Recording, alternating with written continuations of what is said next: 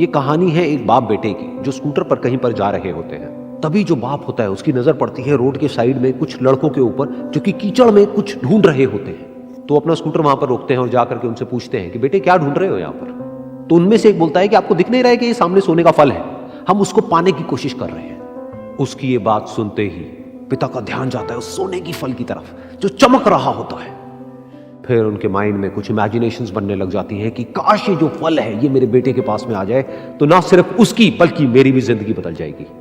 तो बिना सोचे समझे अपने बेटे को धक्का मार देते हैं उस कीचड़ में और बोलते हैं कि तुझे किसी भी कीमत पर वो फल लेकर के आना है।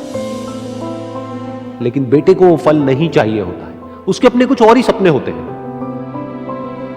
वो बहुत कोशिश करता है अपने पिता को ये समझाने की कि मेरी खुशी इस फल में नहीं है, मेरी खुशी कहीं और है, मेरे सपने कुछ और है। लेकिन उसके पिता उसकी एक नहीं सुनते हैं। वो उसको धक्का मारते हैं उस कीचड़ में और बोलते हैं कि मैं तुझसे पूछ नहीं रहा हूं, तुझे बता रहा हूं कि तुझे वो लेकर के आना है। तो वो बेटा भी अपने बाप के सपने को सच करने के लिए अपनी पूरी जान लगा देता है और पूरी कोशिश करता है कि किसी तरीके से उस सोने का फल उसके हाथ में आ जाए। लेकिन जैसे जैसे वो हाथ पैर मारता है उस फल को पकड़ने के लिए, वो और नीचे धंसने लग जाता है और फिर जाकर के उसको समझ आता है कि ये कीचड़ नहीं है, ये दलदल है।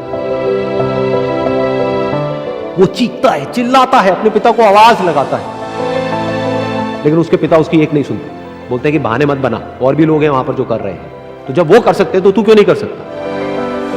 तो एक बार वो फिर से कोशिश करता है और अपनी पूरी जान लगा देता है, लेकिन उसके बाद भी उसके हाथ में कुछ नहीं आता है और वो धीरे धीरे नीचे धंसता चला जाता है और मर जाता है।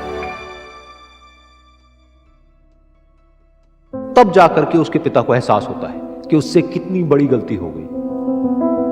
वो वहीं बैठ करके रो रहा होता है, चीख रहा होता है, चिल्ला रहा होता है। तभी वहां पर एक साधु आता है और वो साधु उस आदमी से पूछता है कि तुम क्यों रो रहे हो। फिर वो आदमी उस सोने के फल की तरफ इशारा करते हुए उस साधु को अपनी पूरी बात बताता है और बोलता है कि इसमें मेरी क्या गलती है, मैंने तो जो कुछ भी किया अपने बेटे की खुशी के लिए किया।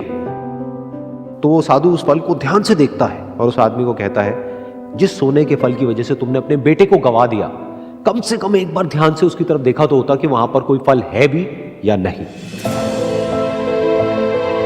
ये सुन करके उस आदमी को गुस्सा आया और उसने कहा कि सामने तो दिख रहा है फल, आपको नहीं दिख रहा क्या।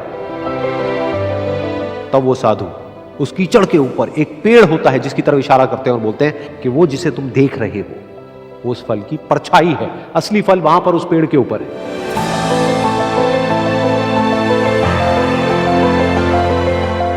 फिर वो साधु उस आदमी को बोला कि अपने बेटे को जबरदस्ती धक्का देने की बजाय और उसको बताने की बजाय कि तेरी खुशी किसमें है, अगर तुमने उससे पूछा होता कि बेटा तू बता तू क्या करना चाहता है और तेरी खुशी किसमें है, तो ना सिर्फ तुम्हारा बेटा जिंदा होता बल्कि हो सकता है कि उसके हाथ में वो असली सोने का फल भी होता।